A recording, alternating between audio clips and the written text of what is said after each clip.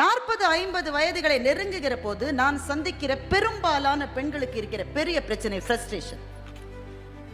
ஏன்னா பிள்ளைகளுக்காக பிள்ளைங்க கிளம்பி போயிட்டாங்க, கணவரோட பேசிய பழக்கம் இல்லாம ஆயிருச்சு, என்ன பேசுறதுன்னு தெரியல, ரெண்டும் அப்படியே உட்காந்து பேசுவதற்கே வார்த்தைகள் இல்லை. அப்ப வாழ்க்கையை ஒரு சுமையாகி விடுகிறது. ஏன்? Routine becomes a problem. அதே மாதிரி எந்திரிச்சு அதே அடுப்புல அதே பாலை சுட வச்சு அதே சோற பொங்க வச்சு அதே பொங்கலை வச்சு இதெல்லாம் ஒரு வாழ்க்கையா என்று கேட்கிறார். அதனால்தான் நிறைய சீரியல் பார்க்க ஆரம்பிக்கிறாங்க. சீரியல் பார்க்கறத பத்தி கருத்து சொல்றேன். நான் எதை பத்தி கருத்து சொல்றது இல்லைங்க. I don't opine on anything. நான் கருத்துக்கு அந்த சமையல கிடையாது. உங்களுக்கு பிடிச்சா பாருங்க, பிடிக்கலன்னா விடுங்க, அவங்க விருப்பம். ஆனா நிறைய பேர் ஏன் பாக்குறாங்கன்னா அவங்க வாழ்க்கையில இல்லாத எக்ஸைட்மெண்ட் வந்து அது கொடுக்குது.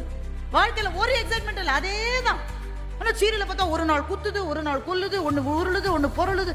அந்த எக்ஸைட்மெண்ட் வந்து அவங்களுக்கு பிடிச்சிருக்கு. இவங்க எக்ஸைட் ஆறாங்கன்னு தெரிஞ்ச கதை எழுதுறவங்க இன்னும் எக்ஸைட்மெண்ட் கொடுக்குறாங்க. எல்லா சீரியலையும் பார்த்தா விஷம்னு ஒரு பாட்டில் பாய்சன் எழுதி வச்சிருக்காங்க. எனக்கு ஒரு கடலை கிடைக்க மாட்டேங்குது, அவங்களுக்கு மாத்திரம் கிடைக்கும். ஒரு கலக்கிக்கிட்டே இருக்கு போட்டு. அந்த எக்ஸைட்மெண்ட் போயின்னு அவங்களுக்கும் தெரியும். ஆனா வாழ்க்கையில வேற எதுவுமே இல்லாததுனால அதை நோக்கி போகிறார்கள். இந்த மேடல சொல்றதுக்கு தயக்கம் இருந்தாலும் சில பேர், மிகச்சில பேர், ஒரு 10 பேர், ஒரு 15 பேர் தவறான வழிகளுக்கு பேர். தேவையில்லாத ஃபேஸ்புக் ஃப்ரெண்ட்ஷிப்ஸ். நட்பு தேவையில்லை, நட்பு ரொம்ப தேவை. ஆனா முகம் தெரியாதவர்களோட நட்பு வந்து ஆபத்தானதுன்னு கூட புரிந்து கொள்ளாத அளவு பிரச்சனையில சிக்கிக்கிறாங்க. அப்ப என்ன செய்வது? ஒரே ஒரு வழிதாங்க இருக்கு. ஒன்று, உங்களுடைய ஆன்மாவுக்காக நீங்கள் எதையாவது செய்கிறீர்களா என்று உங்களை நீங்களே கேட்டுக்கொள்ளுங்கள். உங்களினுடைய ஆன்மாவுக்காக. இத்தனை பெண்கள் இருக்காங்கல்ல, இவங்க அத்தனை பேர் இல்ல, பெரும்பாலானவர்களுக்கு குடும்பங்கள் இருக்கத்தானே இருந்தது. முத்துலட்சுமி ரெட்டி குடும்பம் இல்லையா அவங்களுக்கு?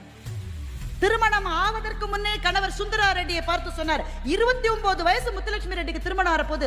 அந்த காலத்துல நீங்க நினைக்க முடியுமா 10 வயசுல கல்யாணம் ஆகலன்னா இன்னுமா உங்க வீட்டு பொண்ணுக்கு கல்யாணம் ஆகல என்று கேட்ட காலகட்டத்தில் 29 வயது முத்துலட்சுமி அவர்களை சுந்தரா ரெட்டி வந்து கேட்கிறார், நான் உனக்கு கல்யாணம் பண்ண 2 கண்டிஷன்.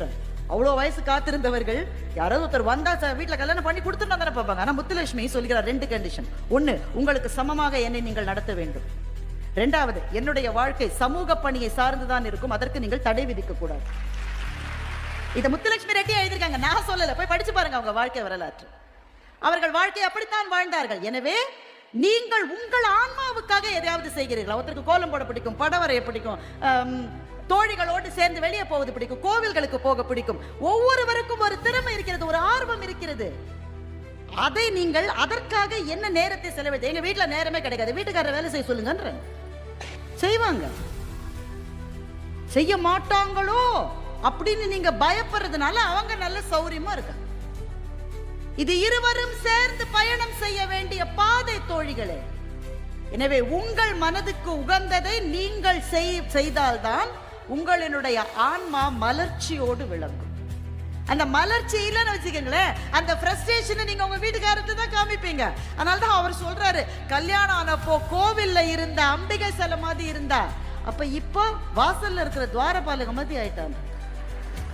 ஆனா உங்களுக்கு ஒன்று தெரியுமா? வாசலிலே இருக்கிற துவாரபாலகையிடமும் அதே தெய்வம் தான் குடியிருக்கிறது.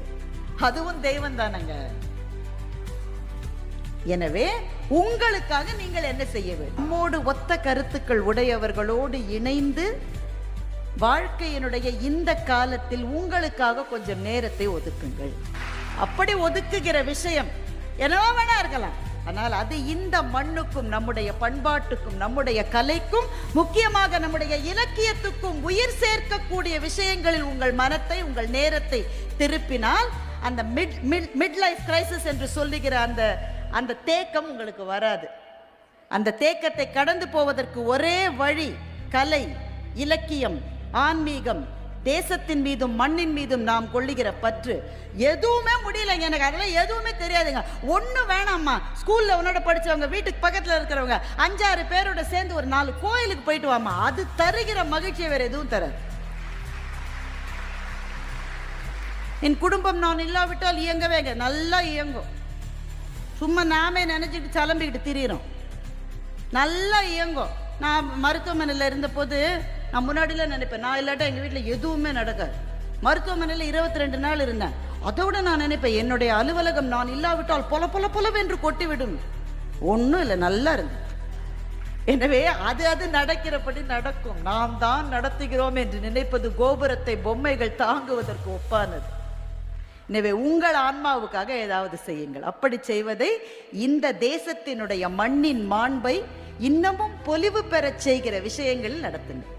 இதை சத் சங்கம் என்று சொல்லுவார்கள். இந்த நாட்டினுடைய ஒவ்வொரு உயர்வுக்கும் பின்னால் பெண்கள் தான் இருந்திருக்கிறார்கள். தேச விடுதலைக்காக காந்தியடிகளினுடைய அந்த உப்பு சத்தியாகிரகம் ஏன் பெரும் வெற்றி அடைந்தது? வெறும் உப்புங்க. தேச விடுதலைக்காக பாராட்டிய சுபாஷ் சந்திர போஸினுடைய படம் இருக்கிறது. அவருடைய வெற்றிக்கு என்ன காரணம்? காந்தியினுடைய வெற்றிக்கு என்ன காரணம்? அந்த போராட்டத்தில் பெண்கள் வந்து இணைந்த பிறகுதான் அந்த போராட்டங்கள் ஜெயித்தது. இந்திய சமூகத்தில் கையிலே இடுக்கிய குழந்தையோடு காந்தியின் பின்னால் உப்பு சத்தியாகிரகத்தில் நடந்தவர்கள். நேதாஜி சுபாஷ் சந்திர போஸ் ஐஎன்ஏவை ஆரம்பித்த போது வீட்டிலே குழந்தைகளை விட்டுவிட்டு அந்த ஆர்மியில வந்து சேர்ந்த பெண்கள். அப்போ ஒரு மூமெண்ட், ஒரு இயக்கம் வெற்றி பெற வேண்டும் என்றால் பெண்ணின் கையில் தான் அது இருக்கிறது. இப்படி சொல்லி நான் முடிக்கின்றேன். ஒன்றாக இணைகிற போது நம்ம மனசுல இருக்கிற நெகட்டிவ் தாட்ஸ் எல்லாம் கொஞ்சம் கொஞ்சமா மாறும். பாசிட்டிவ் தாட்ஸ் வரும். ரொம்ப முக்கியம். காலையில எந்திரிக்கும் போது என்னத்தை எந்திரிச்சு என்னத்தை இப்படி நீங்க செஞ்சீங்கன்னா அந்த வீட்டில் எப்படிங்க ஒரு மங்களம் இருக்கும்? மலர்ச்சியோடு எழுந்து மகிழ்ச்சியோடு என்னுடைய வேலை இது, இதை நான் சந்தோஷமா செய்வேன். அது சோர்வு வரும். சோர்வு வரவே வராதுன்னு யாராச்சும் சொன்னா போய் சோர்வு வரும். அந்த சோர்வில் இருந்து நம்மை மறுமலர்ச்சிக்கு உட்படுத்திக் கொள்வதற்கு உங்கள் ஆன்மாவுக்கு எது மிக மிக நெருக்கமானதோ அதை செய்யுங்கள்.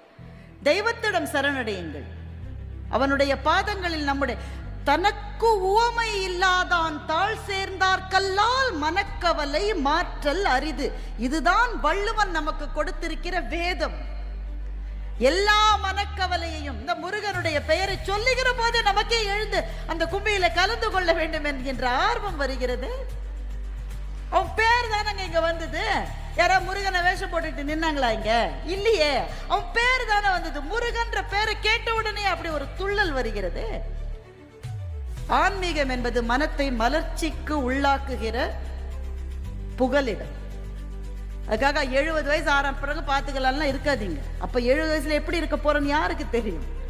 இன்று தொடங்க வேண்டும். ஏனென்றால் இந்த தேசத்தில் ஆன்மீகம் என்பது தனிப்பட்டவர்களுக்கான விழிப்புணர்வு மாத்திரமல்ல, சமூகத்தை வளர்த்தெடுக்கிற கேந்திரமாகவும் ஆன்மீகம் தான் இருக்கிறது. அதனால் இறைவனின் பாதங்களில் சரணடையுங்கள். உங்களை ஒத்த தோழிகளோடு சந்தோஷமாயிருங்கள். இந்த உலகத்தில் நாம் பிறந்திருப்பது மகிழ்ச்சியாக இருக்க மாத்திரம்தான். தியாகம் செய்வதற்காகவே நீங்கள் படைக்கப்பட்டிருக்கிறீர்கள் என்று யாராவது சொன்னால் இல்லை, மகிழ்ச்சியாக இருக்க நான் பிறந்திருக்கிறேன் என்று தைரியமாக பதில் சொல்லுங்கள். எங்கள் மகாகவி பாரதியும் அதைத்தான் சொன்னார். அதை சொல்லி நான் நிறைவு செய்கின்றேன்.